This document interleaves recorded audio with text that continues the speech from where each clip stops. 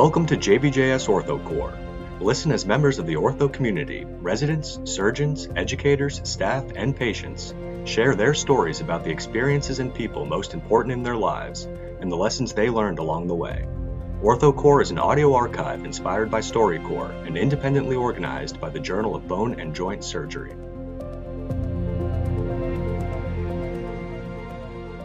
So we're going to try and jumpstart the new technology that Mark Swinkowski told us about last week on the OrthoCorps. This is a new online audio that is archived that's organized by JBJS that preserves the voices and the memories of the global orthopedic community. So this is a new way of capturing data, of capturing experiences, of capturing all kinds of ways of communicating with the published media.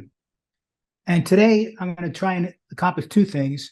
First, I want Bob to tell us a little bit about the history of the BU Orthopedic program. And it's a program that's near and dear to my heart, of course, but Bob was there first and could give us a lot of the history. And that was what Mark Swinkowski wanted. And then I'm going to spend a little bit of time talking about Bob's career. He's a long-time academic orthopedic surgeon who's had an amazing career, not only in academics, but in the athletic development of college and professional sports, and the role that medicine played in helping patients get through their injuries. So why don't we get started? Bob, can you talk to us? Can you tell us about the history of the BU Orthopedic program? Tell us about Program 66 and how it developed at Leahy Clinic and then moved over to the Boston University campus. Yes, Tom. The board started in 1934, and some of the places in Boston and around started having fellowships. And specifically, Boston City Hospital had a one-year fellowship, and the Shriners Hospital, which is, of course, in Springfield, did. Took a couple years, and then Leahy decided to have a fellowship. None of these were tied together, and in fact, they had people going here, there, and everywhere. But it was not a regular program until 1950. So it's some years for them to get going.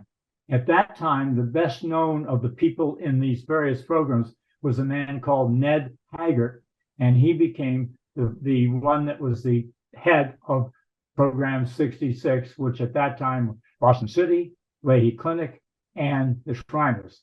And one of the things at that time... Let me interrupt you for 1 second. Where's the name Program 66 come from? Were there 65 other programs and this is the 66th? Or is there some other reason?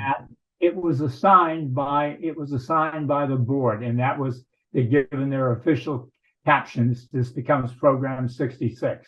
Right. And I put that up, and I guess that's the way it came. So they were sort of midstream, if you would, in forming things. Once they got going, it never really became a program in the sense that you and I think of, with everything got together. It was run by the Leahy Clinic primarily because they had people that were clerks and so forth that they could get to do it. And Dr. Haggart became the chief. As far as I can see, for 10, 11 years, the only time that they got together was when they selected residents. And they did that once a year, and then they selected residents. And apparently Dr. Haggart would then assign them. Everybody went 1 year here, 1 year here, 1 year here. And it was not really a program in the sense that we think it. Sometime in the early 60s, as Dr. Haggart was getting older, Dr. Hammond, who had come from a clinic in Pennsylvania and come from Michigan, he took over. And at that point, then they began to have a program that people recognized that you went here, there, and you were taken care of by Leahy. And at that time, they added a children's hospital in Lakeville called the Massachusetts Children's Hospital. It was not very good. It was chronic diseases. And there was a huge difference if you were sent to the Shriners or you were sent to Canton, which is where that hospital was, and also in Lakeville. So that's how the program was when I came in 64, and it remained that way. And I became chief in 67 because they had a time for people to retire as chiefs. And then in 1969, they had the first inspection of the program was after when I came. Dr. Al Ferguson from Pittsburgh, whom you would well know, who originally came from Boston, and in fact, his father had been an orthopedic surgeon in the Boston area.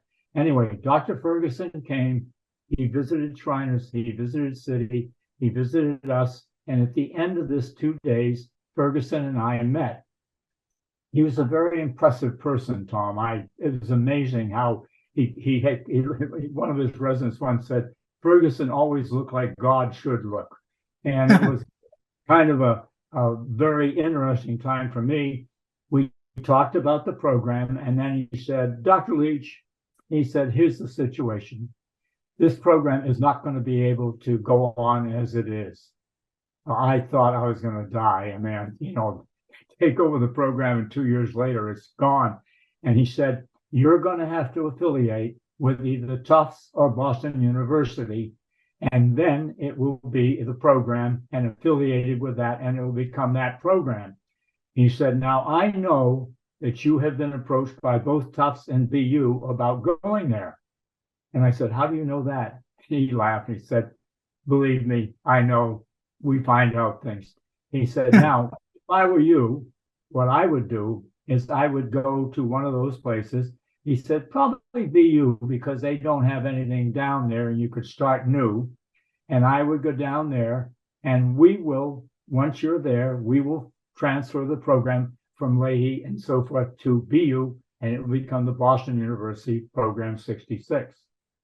I was listening to him, Tom, and I was kind of trying to take all this in, and finally I said, can you do that?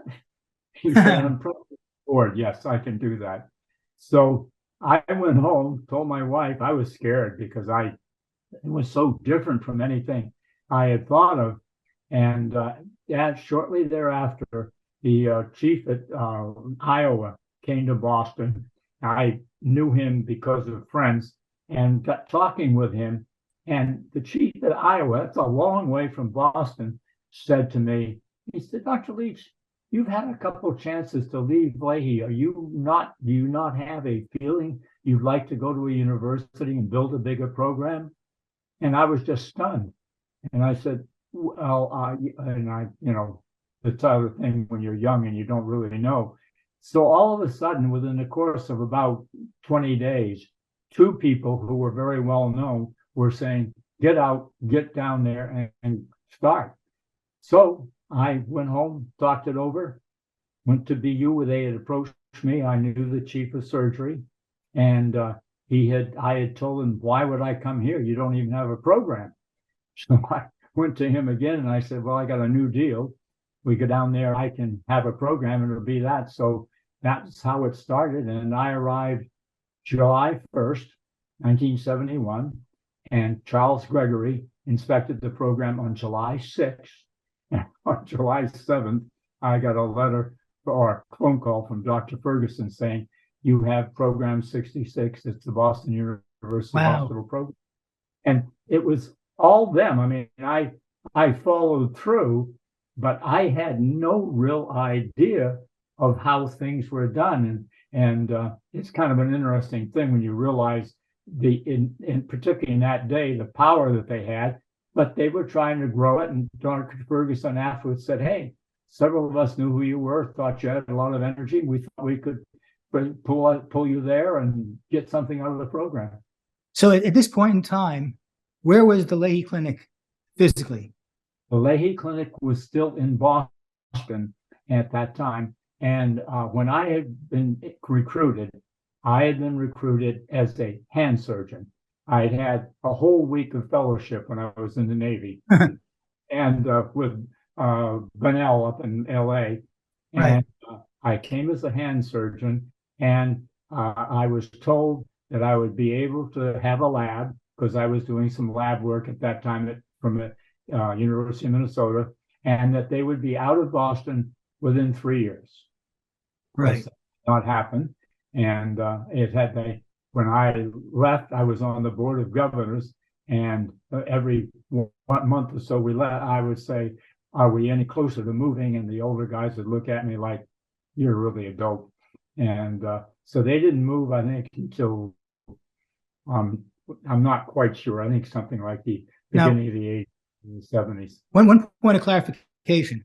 I know it was till 1997 when I came that Boston City Hospital and Boston University really made it official and really merged the programs and the teaching components and made it one institution. No, that actually, when I went down, right. Tufts, Harvard, and BU all were there. But in 1974, the mayor of Boston said, there's no reason to make 3 medical schools here. I want the deans to give me the program and say who should be here. The dean at Harvard said, we're Harvard, it should come there. The dean at Tufts said, it's always worked.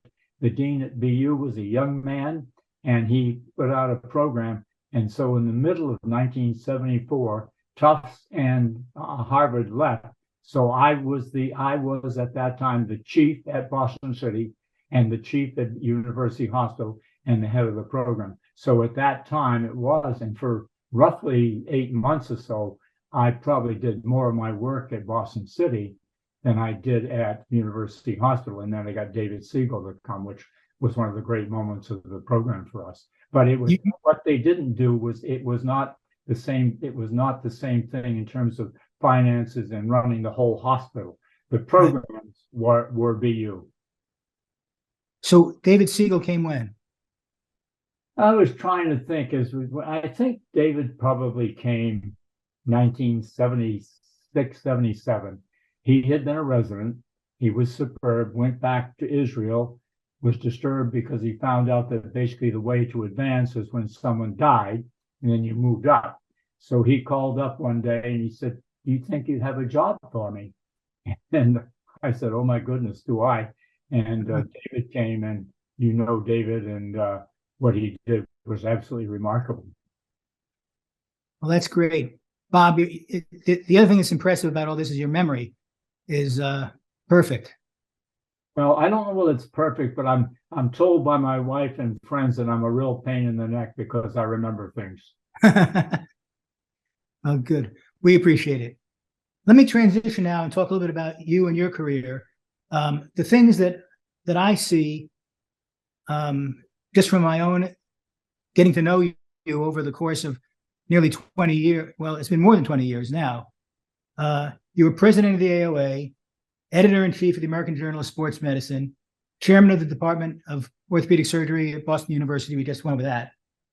Team doctor to the Celtics, and team physician for the U.S.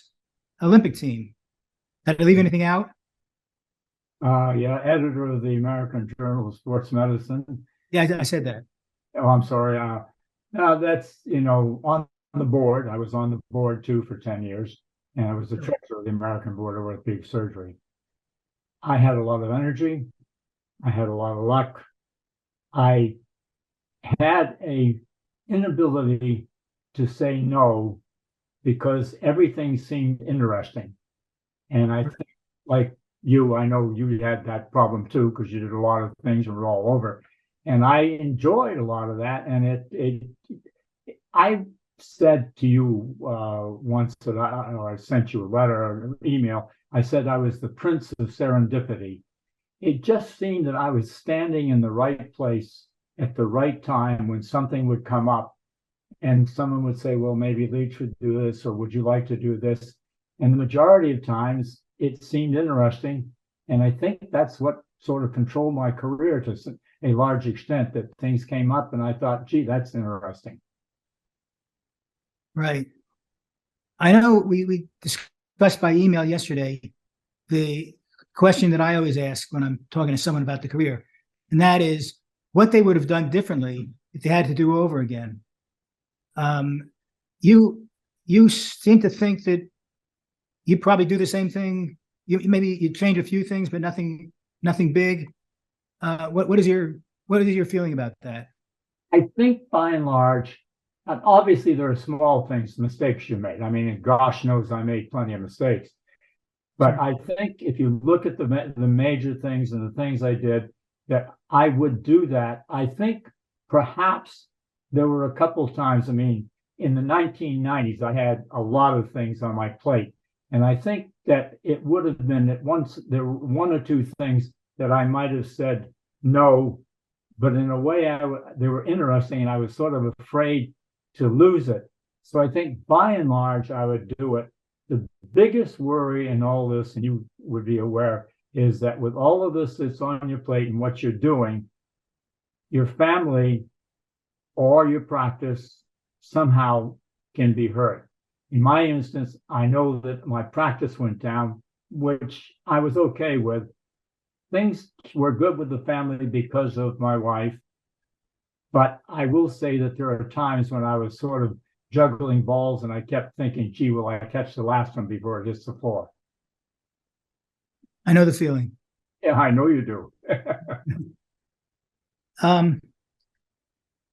Bob, is there anything that we can that's going on at the journal that you've seen as the editor of the American Journal of Sports Medicine? You probably spend more than a little bit of time looking at what the other journals are doing. From your perspective, is there anything that you see at JBJS that you would work on as a project or try and change if you had the druthers? I think the problem now is I've been out of the game for a long time, Tom. The thing that the journal, of all the things I did, in a way, I think the journal was the biggest, not problem, but the biggest project, because it had been down in Columbus, Georgia. It had been run sort of in the shop by Jack Houston, who was wonderful, but he was a totally different person. I wanted to take the journal myself from cases and people I have done, and all of whom did well, to a really scientific journal. And of course, at that point, the JBJS is the thing that you're aiming at. And so when I took over, I wanted to attract people of more scientific papers. I had to get better reviewers. And that was probably the major thing that I did in the first 2 years. I recruited people to be the reviewers, and the reviewers determine a lot how the papers are published and so forth. Right. And they did a good job because so many of them are still with the journal. So then, having done that, the thing was to try to convince people. Frank Noyes, for instance, was doing a lot. He was in sports medicine, but he was publishing the JBJS. Convince Frank Noyes and others to do that. So one of the things that I thought was that we really have to get out there, wave the flag, and show people why you want to have it done.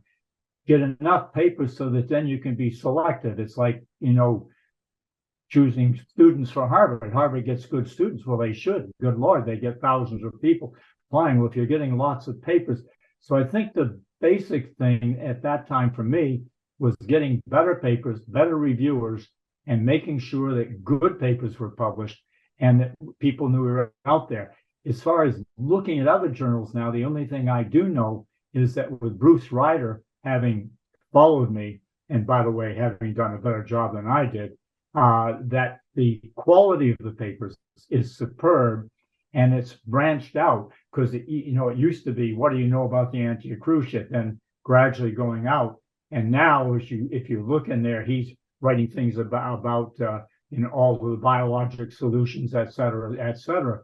And so I think that when you're running a journal, the thing that you've really got to do is make sure that you're not keeping up, but that you've got a step and a half ahead, knowing who the young people are, knowing what they're doing, and trying to convince them that this is a good thing to get into, and finally making sure that whatever you publish is good and has been vetted and so forth. And I think that I started that for the journal. I think Bruce has carried it well beyond what I did. I haven't been with the JBJS for a long time, but I do know that when they were looking for the new editor and I went over to talk with them, I know Harry Cowell, who became the person that took it, I looked at the journal and I thought, wow, for a journal that's way ahead, the journal looks sort of pedestrian then, and I think it's changed, like other things have, a great deal since then. Right. It's interesting hearing you say this, because when Mark Swinkowski took over as editor-in-chief of JBJS, I had a discussion with him, and one of the first things that he noticed is that as editor-in-chief, he's got to learn the entire field of publication. That it's not just a matter of running it the way Harry Cal did, which was making sure that the lines were edited appropriately, but taking on a new job with a new challenge to keep up to date with how the technology is moving. And he's done an outstanding job with that. And one of it is evidenced by things like OrthoCorps, which provide a new way of communicating among us. I think that's been great. I think I've covered the things that I wanted to do, and we talked for an hour, almost 20 minutes. So I think we are just about at the end. Bob, I have one last question. What drew you to rock climbing? I started, I'm a jock, as you know, and at school at Princeton, they said I was a gentleman jock because I knew how to tie a tie and I could read and write. I've been a jock all my life. I've enjoyed it. And I got into rock climbing because of my daughter out in Colorado. She was a very good rock climber. And I went out once alone without my wife, and she was worried what to do with me. She decided that she'd put me in rock climbing. Most things I got into, I got really interested, and rock climbing was that. And I was very lucky. I met a younger guy who ran a big school up in Acadia.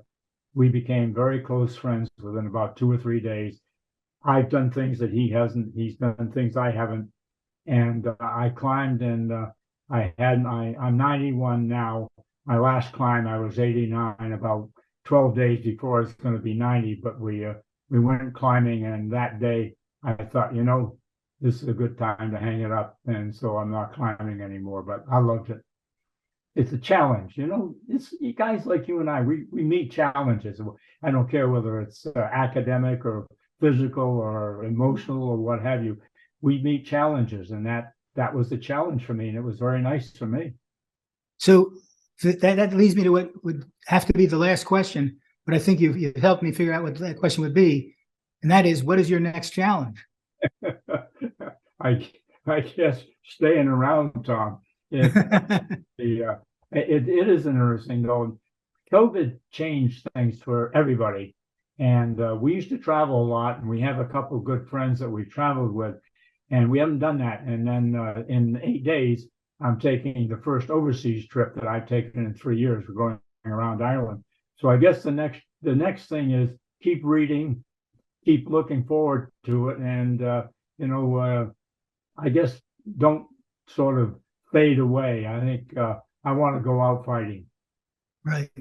Well, thank you very much, Bob. Thank you for that.